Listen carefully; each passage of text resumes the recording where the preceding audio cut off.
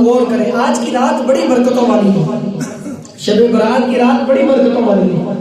ہم آج کی رات میں نیت کریں کہ ہاں میں قرآن درست انداز سے پڑھوں گا، میں قرآن صحیح طریقے سے پڑھوں گا، کہ اگر مجھے میں قرآن سے محبت کرتا ہوں، قرآن پہ امام کو اپنا امام مانتا ہوں۔ حدیث مبارکہ میں ہے جس نے قرآن کو اپنا امام بنایا قرآن اسے جنت میں لے کے جائے گا، اور جس نے قرآن کو پیچھے چھوڑ دیا قرآن اس کو جہنم میں گرا دے گا۔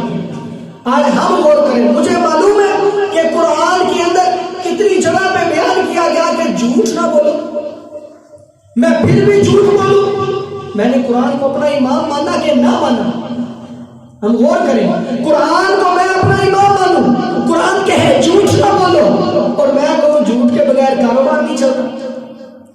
میں قرآن کو اپنا امام مانوں، قرآن کہے کہ نماز کی پابندی کرو، میں کہوں نماز پڑھنے جاؤں تو میری دکان بند ہو جاتی ہے۔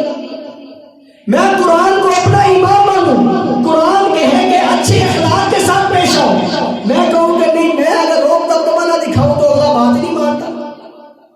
ہم غور کریں، میں نے کیسا قرآن کو امام مانا ہے، میں نے کیسا قرآن پہ ایمان رکھا ہے، کہ میرا ایمان کیسا ہے۔ ہر ایک اپنے اپنے اندر دیکھے، میں قرآن کہتا ہے اسوہ حسنہ پہ عمل کرو، نبی کریم علیہ السلام کے طریقے پہ عمل کرو۔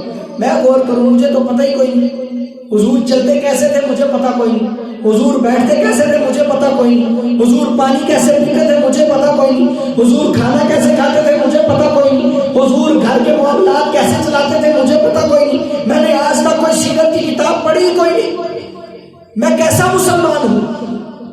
یہ رات جہاں پہ آج کی رات فیصلوں والی رات ہے، حضور علیہ السلام نے ارشاد فرمایا 4 راتیں بھلائیوں کے دروازے کھول دیے جاتے ہیں، 4 راتوں میں بھلائیوں کے دروازے کھول دیے جاتے ہیں۔ ایک عید الفطر کی رات، ایک عید الاضحیٰ کی رات، ایک جو ہے 9 ذی الحجہ کی رات، اور ایک شب برات کی رات۔ اور فرمایا کہ اس رات اللہ تبارک و تعالی حج کرنے والوں کے نام، مرنے والوں کے نام، اور کس کو کتنا رزق دیا جانا ہے یہ رب تعالیٰ فرشتوں کو بتا دیتا ہے۔